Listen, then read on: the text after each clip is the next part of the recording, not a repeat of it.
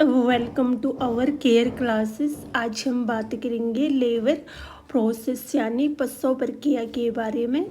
इसके 4 स्टेज और हर स्टेज में एक नर्स की क्या भूमिका होती है, ये टॉपिक ओबीजी नर्सिंग में बहुत इम्पोर्टेंट है, चाहे वो थ्योरी हो, प्रैक्टिकल हो या वाइवा। डेफिनेशन: लेबर एक प्रोसेस होती है जिसमें फीटस को यूट्रस से बर्थ कैनाल के थ्रू बाहर निकाला जाता है, तब जब फीटल वाइवल स्टेज में पहुंच जाता है।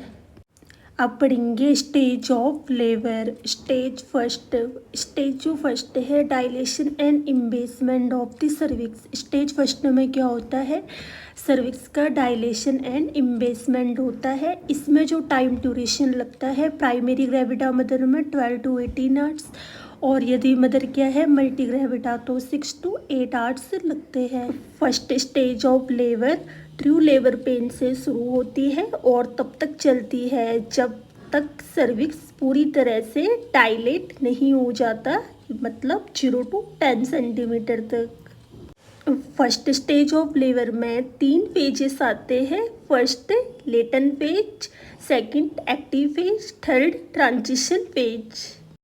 अब हम लेटेंट फेज के बारे में पढ़ेंगे। जो लेटेंट फेज होता है, इस दौरान जो सर्विक्स होता है, सर्विक्स का डायलेशन 0 to 3 सेंटीमीटर तक हो जाता है और इस दौरान मदर को हल्के और शॉर्ट कॉन्ट्रैक्शन आते हैं।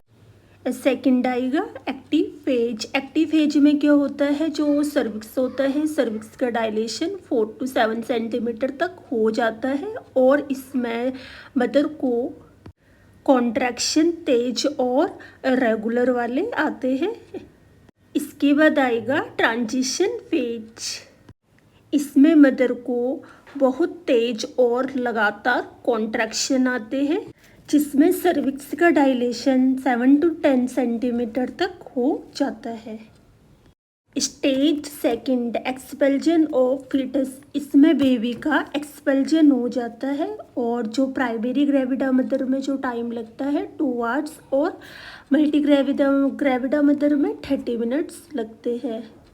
सेकेंड स्टेज ऑफ लेबर में सर्विक्स फुली डायलेट हो जाता है और फीटस डिलीवर हो जाता है और साथ में इसमें जो मेम्ब्रेन होती है वो स्पॉन्टेनियस रप्चर हो जाती है और कॉन्ट्रैक्शन बहुत स्ट्रॉन्ग वाले आते हैं। जैसे जैसे फीटस वजाइनल कैनाल में आता है, वैसे वैसे मदर को जोर लगाने की इच्छा होती है, जिसमें फीटस डिलीवर हो जाता है।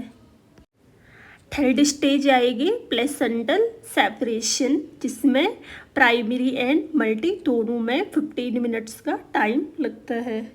चाइल्ड बर्थ के बाद प्लेसेंटा को यूट्रस से अलग करके बाहर निकालते हैं। यदि प्लेसेंटा अपने आप बाहर नहीं निकले तो इसे मैनुअली हाथ से बाहर निकालते हैं। इसके बाद लास्ट 4 स्टेज, रिकवरी या ऑब्जर्वेशन। फीटस डिलीवर और प्लेसेंटा एक्सपल्जन के बाद 1 to 2 आवर्स तक मदर को ऑब्जर्वेशन में रखा जाता है और vital sign, bleeding, uterine contraction को मॉनिटर कर सके और पोस्टमार्टम कॉम्प्लिकेशन को आइडेंटिफाई कर सके।